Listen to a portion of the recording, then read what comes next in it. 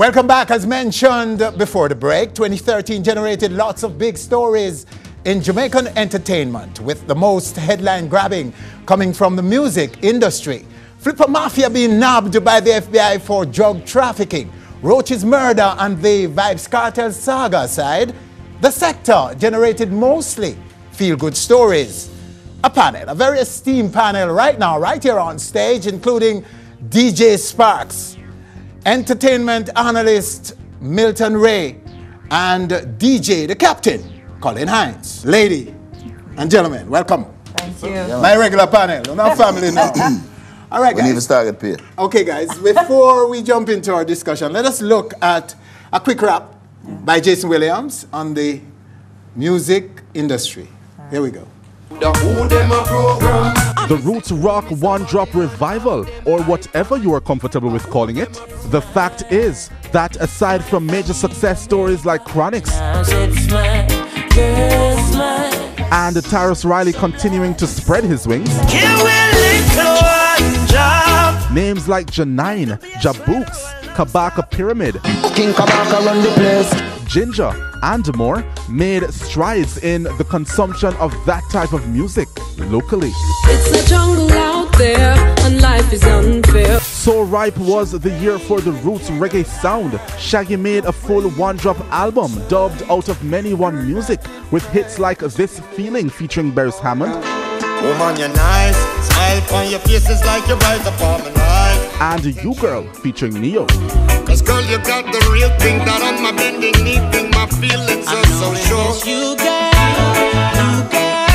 sunshine and the flowers, jealous of the power. While iOctane started work on his one-drop sophomore album with this as its first track.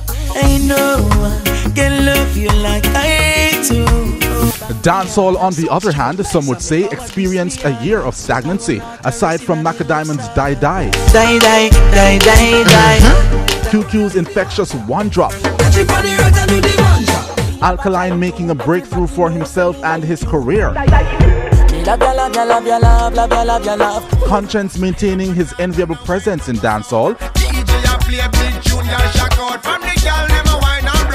Sumfest advancing iOctane to top-tier dancehaller status, as well as a host of others adding great music to the space. Some would say that Vybz Cartel from behind the bars was still the hottest dancehaller in the space. Oh, in case you never know. Speaking volumes to the lack of something where dancehall is concerned. School you turn up and too tight. This a no dancing dynamite. One of the most compelling developments in dancehall for 2013, though, was the infusion of electronic dance music, producing mega hits like Skrillex and Damian Marley's Make It Bundem.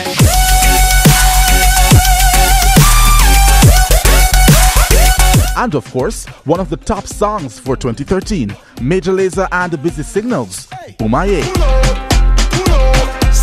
All right, there you go. And just to sum up the top entertainment stories of the year, surge in Roots one-drop reggae, Cartel's murder case begins, and charge dropped. Flipper Mafia nabbed on drug charges, and of course, Descent Chen. Those were the big stories of the year, and regrettably, the loss of these beloved personalities. No. When the bridge I break over the body that day, something on my lose a friend. It hurt me to my heart, life won't be the same. Something on my lose a friend. Something on my lose a friend, lose a friend. Something on my lose a friend, yeah. Something on my lose a friend, lose a friend. Something on my lose a friend. And now our panel weighs in, beginning with DJ Sparks. I think you pretty much covered everything, you know. I think you pretty much covered everything. I think one artist that you left out, well, two, I think. J. Capri, I think she's an overlooked young artist. As a female, she has been touring a lot, and she has been getting a lot of airplay. And to me, she actually broke in the Caribbean, and then Jamaica took up her songs, which were actually not singles, but collaborations. When I say single, I mean a song that she did by herself. There were collaborations, one that she did with Charlie Black, and one that she did with Conscience, which has allowed her to tour quite a bit. So she has quite a bit of impact. And then there is RDX coming off Jump with Koch, huge song all year, and then they topped it off with Ride It, which is going to run into So they had year. a big year. Yeah. All right. So, and worthy enough to be at the top, to be among the top stories. Well, say, yeah, them should have in at the top stories. So because you also talk about EDM. They're also one of the artists that Major Lazer has done a lot of work with and will be doing a lot of work with. As a matter of fact, Major Lazer started their world tour in Kingston up at UWI. And people say, well, you know, UWI people, yeah, them guarantee the audience. Well, no, they came back and they closed off their world tour in Kingston. And RDX was the only dancehall act that was invited to that show and that performed on that show. And they're actually working on a single, I think, which I am Tastemaker too. That's going to be blowing up the summer. Captain. Yes, yes, sir. Do you agree that Roots One Drop surged in 2013 while dancehall stagnated? No, I don't agree with some of what Jason said. I agree with a lot of it, but not most of it. Roots One Drop, reggae, the other side of Jamaican music, was very present. It was very much in the main, thanks to perhaps mainstream media showing it a lot more love, thanks to the emergence of several artists kind of coming into their own in 2013. I think the honors where dancehall is concerned were shared. It wasn't just one person, as was suggested. It was shared amongst several artists. Busy Signal, I'm going to leave some people out because I can't call all of them. Conscience, Octane, Idonia, QQ, but we did. Damian Marley. No, it was suggested in the piece that Cartel was the man. Yeah, well, and I don't believe so. No, actually, I think this year the field was wide open, and you had a lot of young artists who were trying from 2012 and 2013 that came through. And you know, with the whole reggae thing, I think that a lot of people don't realize that Jabooks pull off one of the biggest coup, because it's very difficult for a reggae song to shell down the whole dance and bust in a summer. I mean, that's a big deal because summer is party time, you know. And it's not the last song you're going to expect for bust out and tear it down that everybody all have talk feet. We call Angola. So the bingy man a call Angola. Call Angola. Papa mama Africa Angola. Also in the mix was Samantha J, a little young lady, whose Tight Up Skirt song took on a life of its own, garnered some international attention, was on international TV, MTV, and all these things. So pretty much your piece covered all of it, but I have to disagree that one person dominated dancehall. No. Okay. Milton Ray, your views. You know what I find amazing? What I find amazing is that a lot of the names that are being bandied about by media types and by industry people, these persons are yet to have a single hit song. Yes. And I'm talking about the One Drop, this new neo-roots idiom that is now getting a lot of attention. But a lot of the names being bandied about are just underground buzzes, right? And what that indicates to me is that nothing exciting is happening. And so we're almost now clutching at straws. Really? Really? To say clutching at with straws, Milton? Well, hold on. You live in a red room? Hold on. If you're gonna give me 20 names, and 5 out of those 20 names have hit songs, what it means is that we're reaching. Well, hold on, let me cut in here. In Jamaica, I don't know that we have much of an index or a litmus test to accredit hit songs. Absolutely. We don't have a proper charting system. And but that's hold besides on, the point, hold on. We have to go based off what is present and in the It is semantics. so we know what is popular. Wait, steady on. We know what is popular. I have to intervene here. Hold on, Trisha, hold on. You can't deny the fact that names like Kabaka Pyramid, names like Taros Riley, names like Chronix, names like Kalissa, Janine, Keznamdi, all the, why were they being spoken about? Because they were present, and the fact that you don't have a quote-unquote hit song is not indicative of the fact that you're not present and your music is not making a mark in the space. Because, and I challenge anyone to, I dare anyone to challenge this, we really don't have a system of confirming and attesting to what is a hit song. No, but that's semantics. And Colin, whether you like technical. Chronix has hit music, Keznamdi has hit music, Kabaka Pyramid has hit music. As far as I'm Janine has hit music. From a DJ's point of view, they do. They all do. Taros Riley continues so to do it. So I don't think that's a very fair statement you're making. You can't name Taros Riley among that group. What do you call hit music though? Because I think hit music, the dancehall, the behavior, the response to dancehall is always going to be different from Roots One Drop. Even in a festival like Reggae Sumfest, dancehall night was more or less flat. International nights 1 and 2, which were mostly Roots One Drop, in particular International Night 1, with Barrington Levy and Chronix and those guys, people started moving and responding to artists and losing themselves from the word. No, we're moving away from the point. It's a whole different response. But the point I'm making is, going away from the Milton, point. If there was an artist who was very controversial and in a war with somebody else and making a lot of noise and getting a lot of press, you would say, Dancehall was hot last year. Him love the rare. And the artist, they're hot because this artist is making hits.